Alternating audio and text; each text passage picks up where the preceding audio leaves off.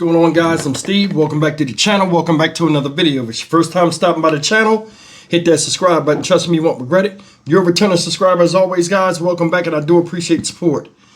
Guys, we've been following this case very thoroughly. And the case I'm talking about is the Dacara Thompson case. Young lady out of Maryland that went missing. I think it was on the 22nd of August. And as of recent, last time we reported on this, a body was found on the side of a highway on the way to Annapolis, Maryland, and Bowie, Maryland, I think. That's the name of the city. And we were waiting around to find out if the remains, which they say had distinct characteristics to the young lady, Dacara Thompson, if it was going to be revealed that it's her. This morning, they had a press conference out there in Maryland, and the remains have been found out to indeed be Dacara's. In addition to that, a suspect has been arrested for this woman being found on the side of a highway near a disabled vehicle. The guy you see here is 35-year-old Hugo Hernandez Mendez. This guy right here is a undocumented migrant. And he's charged with first and second degree murder, among other charges that they didn't state in the press conference. And with that being said, they got somebody in custody. The young lady has been verified, her ID. And it's a sad day. And like I said, with a heavy heart, my heart goes out to the community, especially the parents. Take a look at this. It has a lot of interesting details that a lot of us didn't know about Dacara and this suspect as well. Check it out. Good morning, everybody. Thanks for being here. My name is Brian Fisher, and I'm the manager of the Media Relations Division for the Prince George's County Police Department, and we really appreciate you joining us this morning. Speaking with you this morning will be Prince George's County Police Chief George Nader, the County Executive for Prince George's County, Aisha Braveboy, the Superintendent of the Maryland State Police, Colonel Roland L. Butler, Jr., the Chief of the Bowie Police Department, Dwayne A. Preston, and the State's Attorney for Prince George's County, Tara Jackson.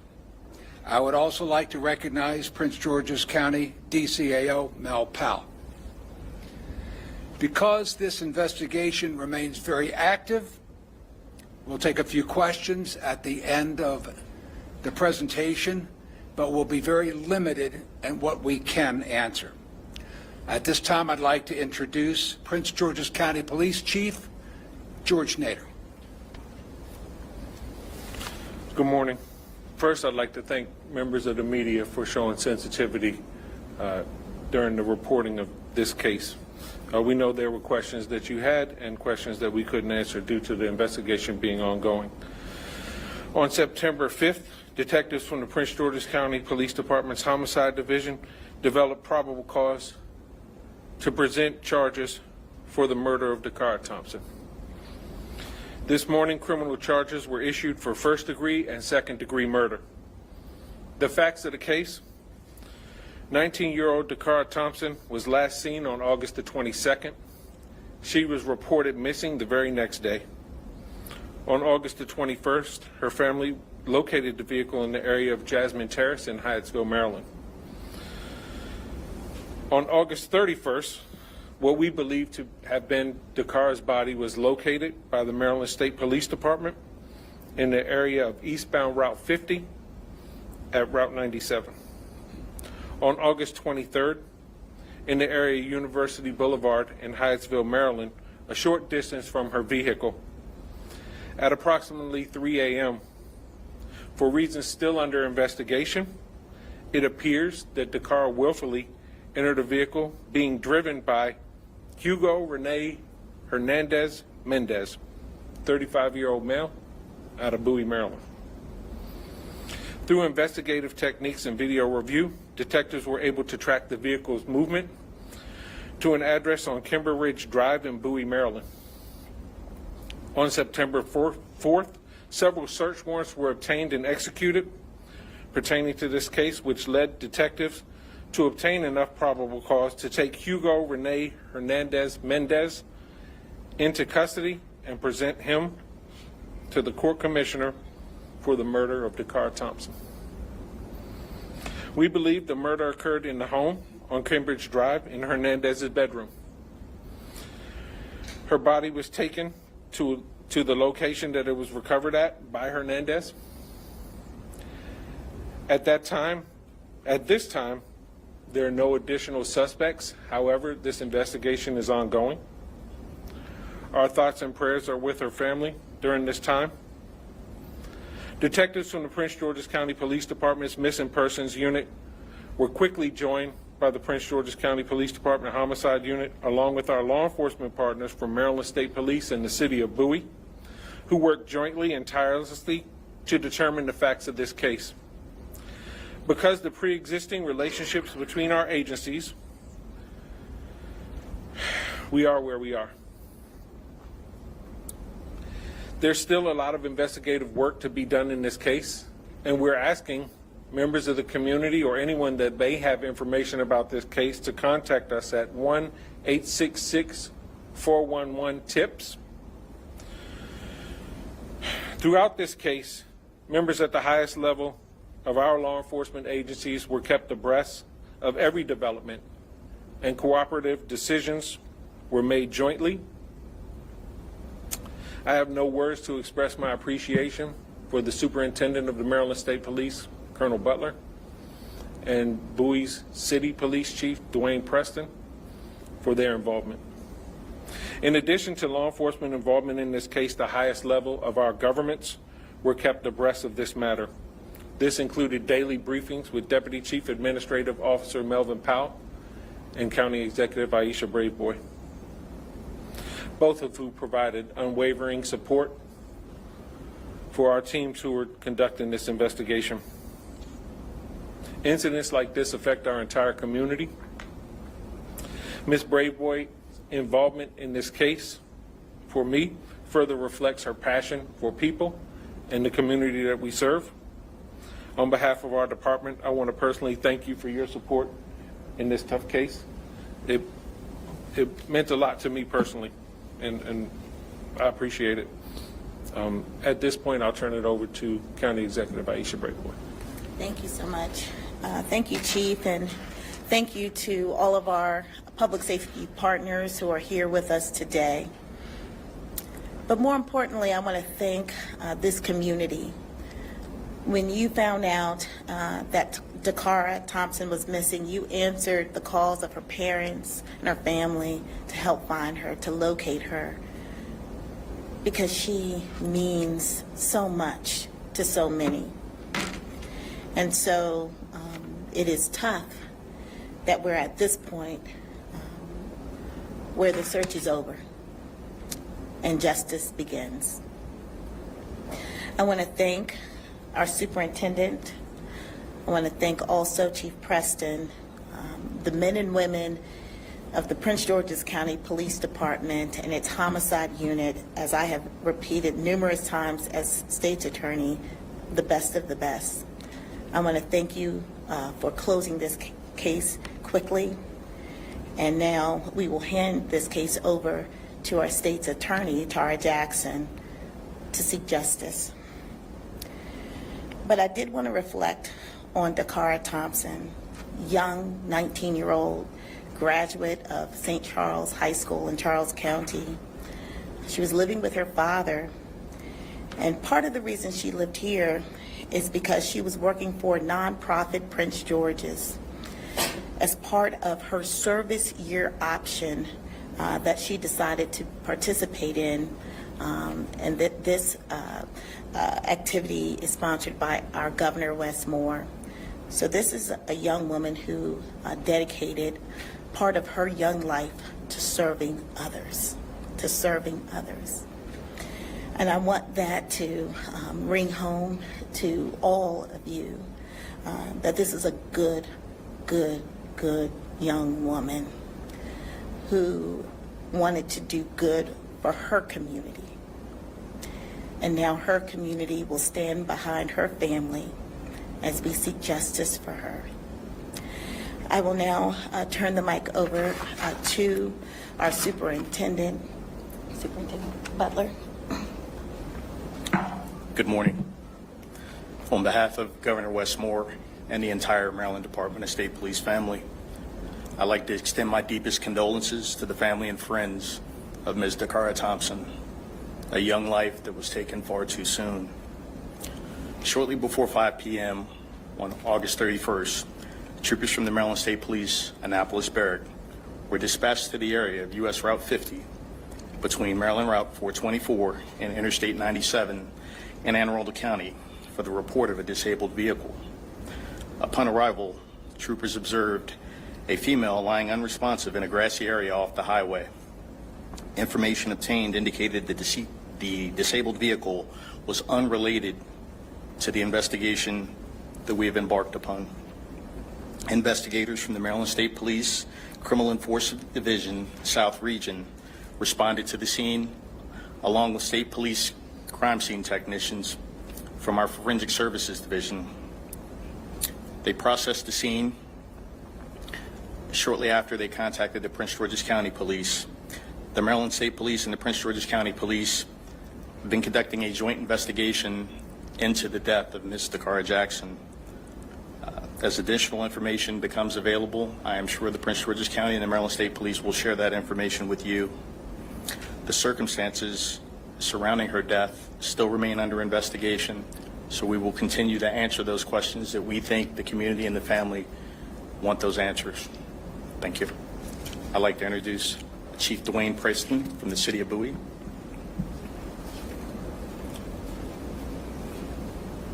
Good morning. On behalf of our City Manager, Alfred D. Lott, I want to express my condolences to the family of Dacara Thompson. Members of the Bowie Police Department have worked in great collaboration with Prince George's County Police Department and the Maryland State Police. And unfortunately, the evidence led to this incident culminating in the City of Bowie. We've continued to work in partnership with our strong partnerships with our law enforcement agencies, and it's our prayer that as this case matriculates through the criminal justice system, that justice will be served for the family. Thank you.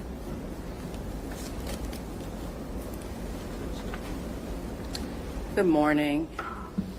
I too would like to first express my condolences to the family of Dacara Thompson.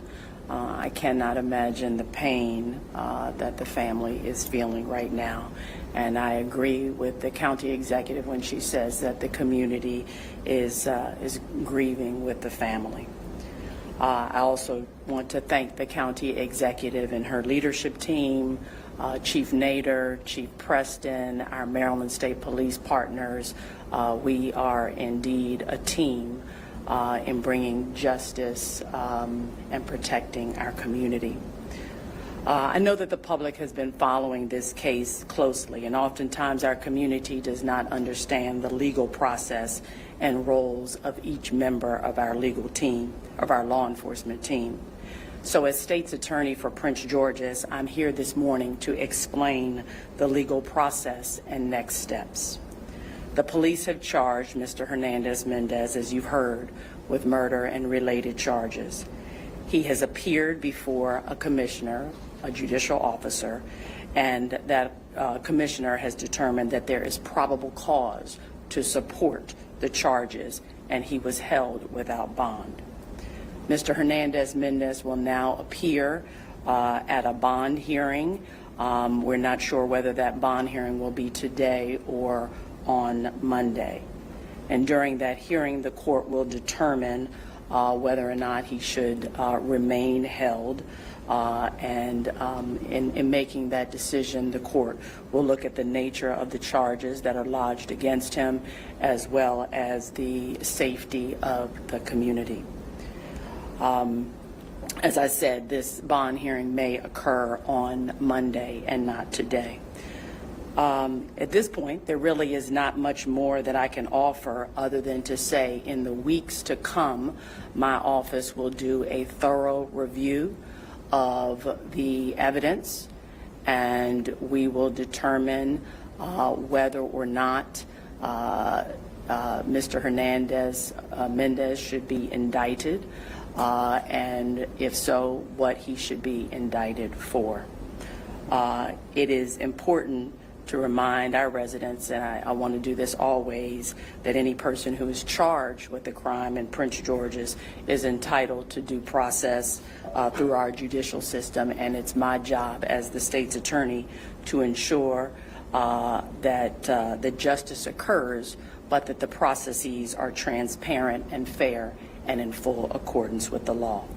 And finally, I just want to add that my office remains steadfast in working with our partners daily to make sure that our community is safe. Thank you. So the deepest gratitude for the men and women of the Prince George's County Police Department that worked this case literally around the clock since she was reported missing. I deeply appreciate their efforts, and I appreciate the journalism that has covered this case to this point. Now we'll open it up for a few questions. Yeah. Chief, I want to ask you your thoughts on what you think happened here with these two bodies together, and then separately, is there any indication that she was alive moving around the home, or that this was something that happened? We don't believe she was moving around the home. We believe everything transpired in the bedroom. So what is surrounding the two coming together, that's what we're still investigating. Does the suspect have any other violent crimes in the past? Nothing, not that we're aware of, but we are aware of one prior arrest that occurred with United States Park Police in April. If it wasn't for that disabled car, would that area have been searched? Was that on your radar? That area is probably about 7 miles away from the murder location, but a good distance away from where she went missing. So we are thankful that the Maryland State Police had the ability to locate that body based on that call for service. Chief, was this suspect subject to an ICE detainer from that spring arrest? He was not at that. He was not subject to an ICE detainer based on that spring arrest. On any other? Are you correct? We believe that one was issued yesterday. County executive, or whoever wants to handle this, that's going to be an aspect of this case given our time today and age. Yes. What are your thoughts about that? So, as was indicated, he was arrested by U.S. Park Police, which falls under the auspices of the federal government. So the federal government arrested him in April of this year on a DUI charge. He was then released pending his trial. I don't believe his trial date has come up yet. So what we know is that he did not, according to our records, have any contact at the state level, but he was arrested by federal authorities in April. I imagine that there's going to be some reaction to this man's arrest now in the news nationally.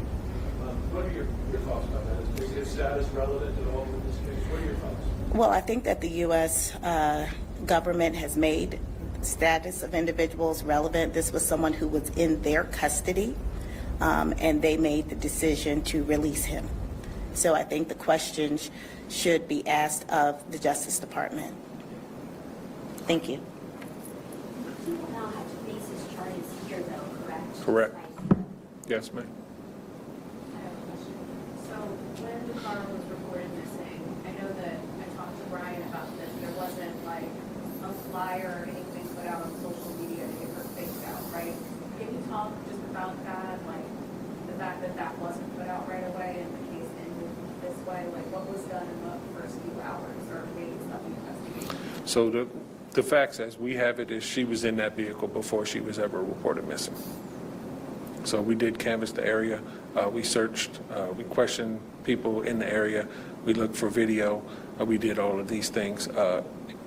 As a practice, critical missings get distributed. But the family did a lot of hard work and they distributed information and you all covered that. So the information was out and the community had it. And the community was sending in tips as well. Sir. When the body was first discovered, you were quick to say there's some of the characteristics we cannot identify. Correct. And the timeline up from that point to today, provide a detail on when you could possibly identify that was the car? So we met with the family, and through that meeting, we were able to identify the body. We'll take one more question. We'll do two. I was going to ask, are any investigators talking with the suspect as he is cooperating in his interview? We did interview the suspect, and we got limited cooperation. Can I just ask, and I want to ask this respectfully, any trauma to the body? We're not going to discuss the manner of death at this time, but thank you for your question, and thank you all. We really appreciate you coming up.